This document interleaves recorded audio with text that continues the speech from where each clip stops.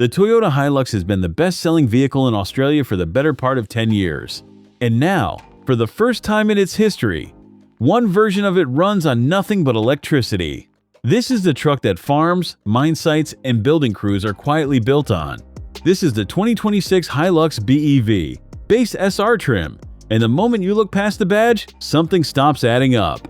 It wears the most trusted nameplate in the Outback. Yet Toyota engineered this one so that it can barely follow the diesel out there. The question is why?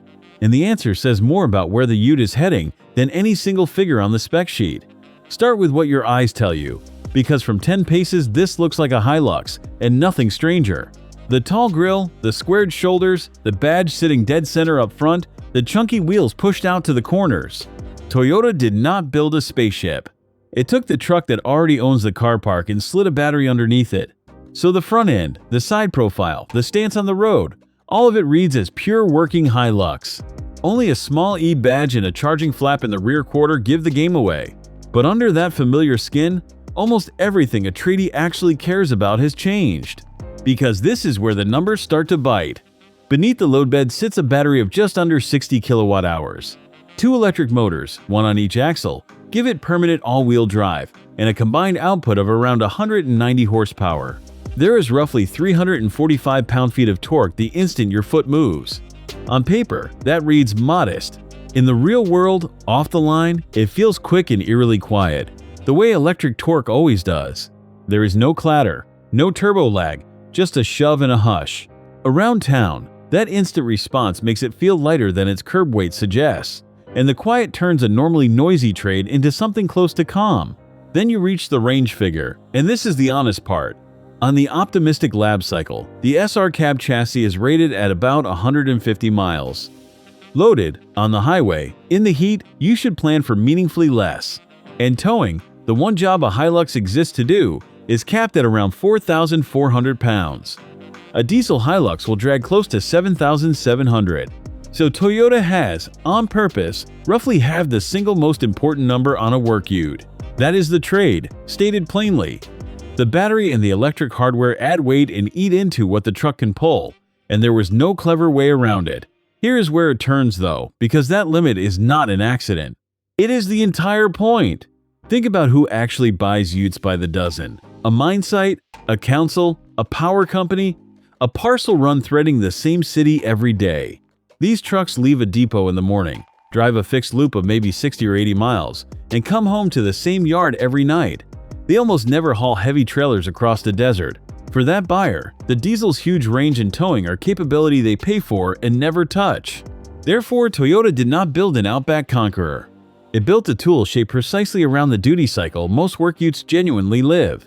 Run the sums on that pattern, and the electric version can genuinely cost less to keep running, day after day, once fuel and servicing are stripped out. And that reframes everything underneath.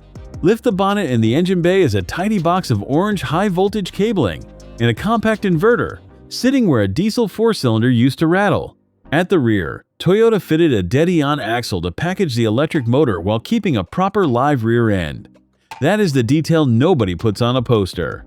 This is not a soft crossover playing dress-up. It is still a body-on-frame truck, built to be worked and abused. Charging follows the same quiet logic.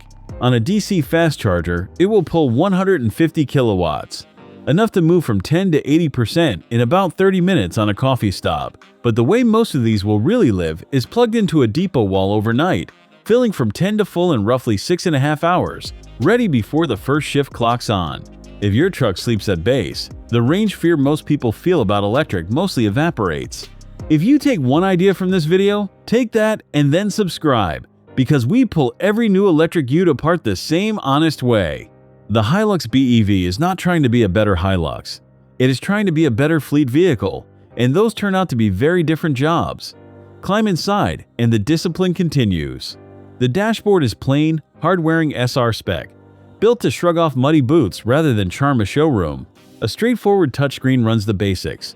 The seats are tough cloth, and the whole cabin is made to be hosed out and used, not photographed. It is a workspace, and it is entirely comfortable being one.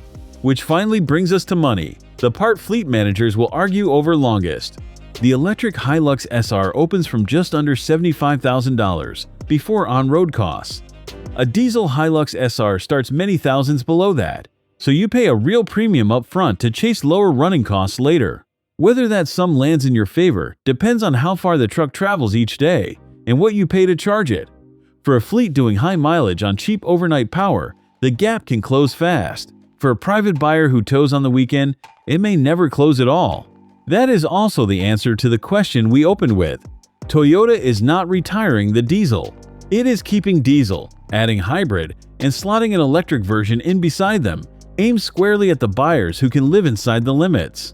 It is a hedge, and a careful one, from the company that sells more utes in this country than anyone else. Its rivals underline the same caution. The LDV ET60 arrived first, but already feels a generation behind. The plug-in BYD Shark 6 and the coming Ford Ranger plug-in hybrid both keep an engine on board for the long hauls. That petrol safety net is exactly what the HiLux chooses to leave behind, and it is a bolder bet than it looks. The HiLux BEV is the first from a top-tier brand to go fully electric and simply trust the fleet arithmetic. It is backed by the one thing rivals cannot buy in a hurry: a reputation for running for decades. So do not file the electric HiLux under failed Outback hero. File it under careful first step, a work truck that understands the narrow job it was built for and does it without pretending to be anything grander. Whether that is too cautious or exactly right is the argument worth having. If you want to see the truck most likely to give it a bloody nose, the plug-in BYD Shark 6 is next.